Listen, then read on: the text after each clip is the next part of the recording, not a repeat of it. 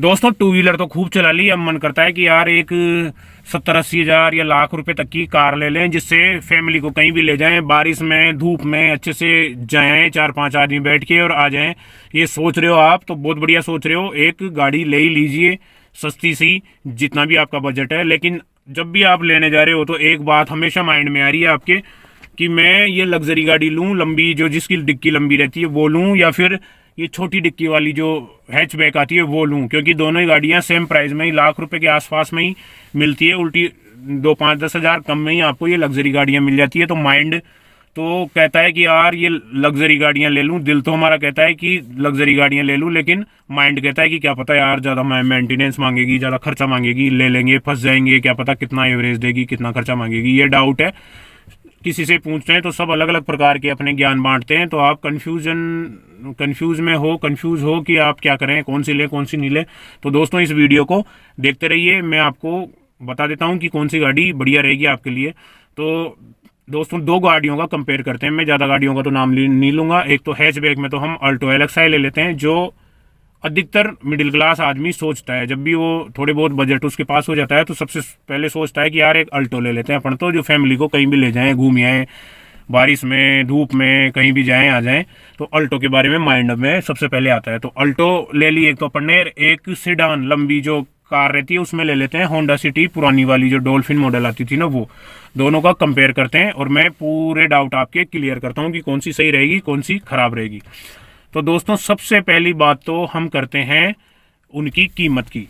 देखो आज से 10 साल पहले अगर किसी ने भी गाड़ी खरीदी होगी, जो जिन भी गाड़ियों को हम लेना चाह रहे हैं वो लगभग 10 साल पुरानी तो होगी, क्योंकि 1 लाख में हम लेते हैं तो लगभग 10 साल पुरानी तो मिलेगी। तो जिसने भी ली होगी, तो अल्टो की उस टाइम पे कीमत कितनी थी? 4 लाख रुपए। और होंडा सिटी की उस टाइम पे कीमत कितनी थी? 10 लाख रुपए। तो एक तो जहां पर रेट का इतना बड़ा फर्क है, वहां पे क्वालिटी का फर्क डेफिनेटली आएगा ही आएगा। तो उसके पार्ट्स ज़्यादा मजबूत होंगे ही होंगे। कैसे? अल्टो आती है 800-850 किलो की और होंडा सिटी आती है 1250 किलो की।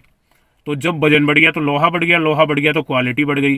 छोटे मोटे कहीं भी टच भी हो जाएगी ना तो आपके उस गाड़ी के फर्क ही नहीं पड़ेगा। और अल्टो जैसी गाड़ी हल्की सी टच हुई तो आपके भयंकर खर्चा आ जाएगा, टूट फाट हो जाएगी। पहली बात तो ये।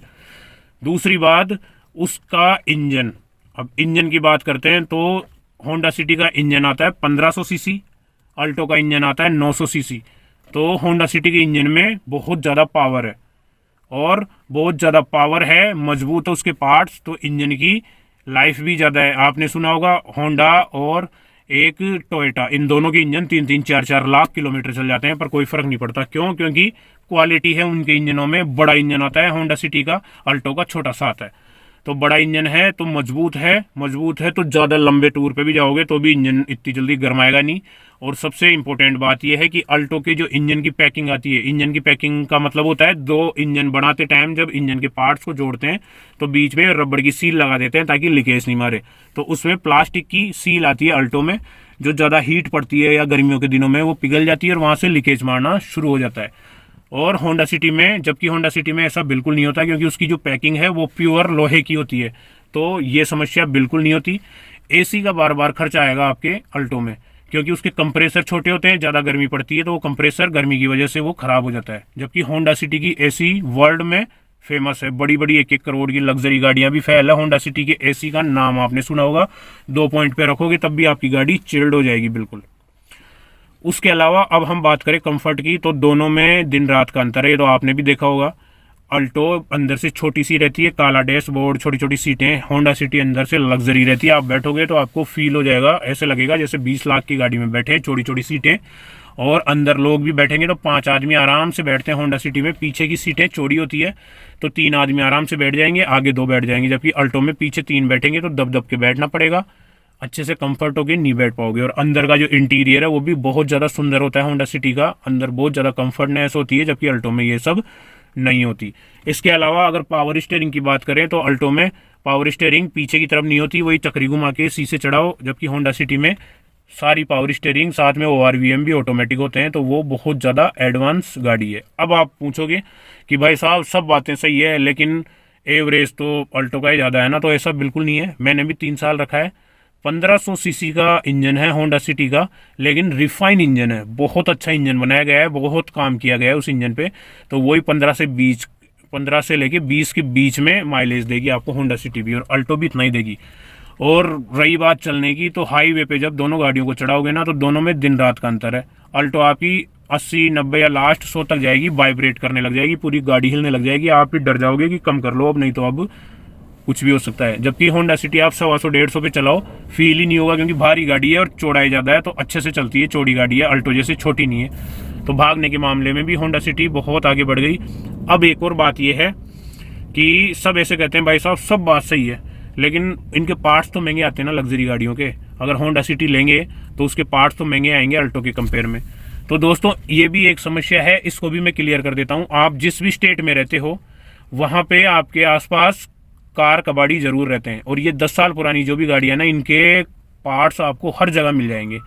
पुरानी गाड़ियाँ खूब खड़ी रहती है, वहाँ जाइए आप, और जो भी चीज़ आपकी स्टीयरिंग हो, एसी का कंप्रेसर हो, टायर हो, सस्पेंशन हो, खिड़कियाँ हो, पावर मोटर हो, कुछ भी आइटम आपके टूटे हुए, बम्पर वगैरह, गियर, कुछ भी, वो जाओ और उन कबाड़ियों से ले लो।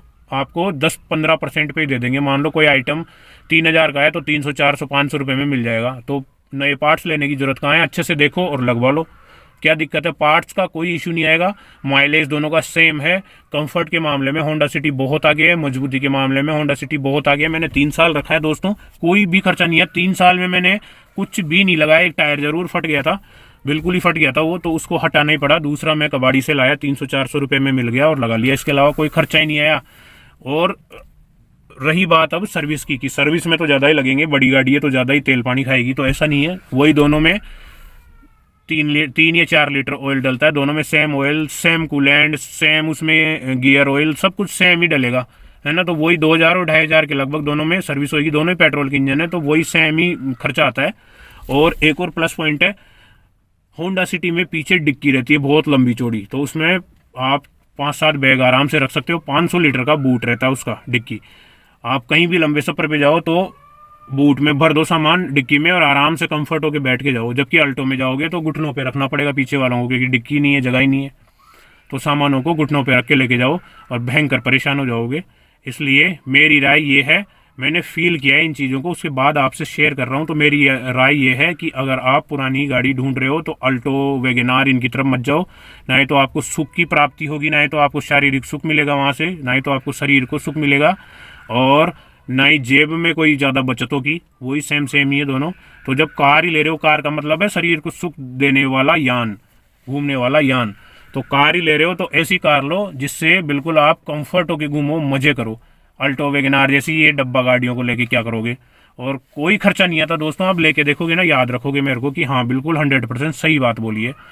अब रही बात, कई बार क्या है कि खराब गाड़ी ले लेते हैं अपन, जिसका इंजन बैठा हुआ है या चुपचाप वो हमें बेच दिया, हमने चेक नहीं करवाया। तो ये जरूर करना है, लेने से पहले आपको गाड़ी को चेक करवाना है, क्योंकि कई बार इंजन बैठा हुआ रहता है, टाइम पे सर्विस नहीं कराते, इंजन सीज हो जाता है, थोड़ा बहुत काम करा के बेच देते हैं। तो मैकेनिक को दिखाओ, उसकी गलावट चेक करो, नीचे से कहीं ठुकी हुई तो नहीं है, एक्सीडेंटल तो नहीं है, पूरे पेपर चेक करो, कोई फर्जी गाड़ी तो नहीं है, चोरी चकारी की तो नहीं है, ये चेक करो। और फिर आराम से गाड़ी ले लो और खुद को और अपने परिवार को सुख की अनुभूति करवाओ। और अपने इष्ट देव के जरूर प्रसाद चढ़ा देना। और अगर मेरा वीडियो पसंद आए तो इसको लाइक तो आप खुद ही कर दोगे, क्योंकि वीडियो तो अच्छा ही बना होगा, जहाँ तक मुझे उम्मीद है। मैं बोलूँगा नहीं कि लाइक करो, फिर बेल आइकन को दबाओ, फिर घंटी के बटन को दबाओ, क्योंकि सभी बोलते हैं ये यूट्यूब पे तो इरिटेट हो जाता है। मैं भी कोई वीडियो देखता हूँ तो शुरू के 2-3 मिनट, तो उससे पहले हमारे चैनल को लाइक करो, सब्सक्राइब करो और बेल आइकन को जरूर दबा दो, ताकि मैं कोई भी वीडियो डालूं तो नोटिफिकेशन आपके पास पहुंच जाए। अरे यार, मैं तो काट देता हूँ, दिमाग खराब हो जाता है। इसलिए मैं तो नहीं कहूँ आपको कि लाइक करो, अगर आपको अच्छा लगा होगा तो खुद ही कर देंगे। चलिए आज के लिए इतना ही। जय हिंद, वंदे मातरम। लग्जरी गाड़ी ही लेना दोस्तों, कम खर्चा होता है क्योंकि मजबूत होती है गाड़ी, और ये छोटी मोटी ये गाड़ियाँ, ये बार बार कुछ ना कुछ इनमें खराब होता रहता है। चलिए आज के लिए इतना ही, बाय बाय, टेक केयर।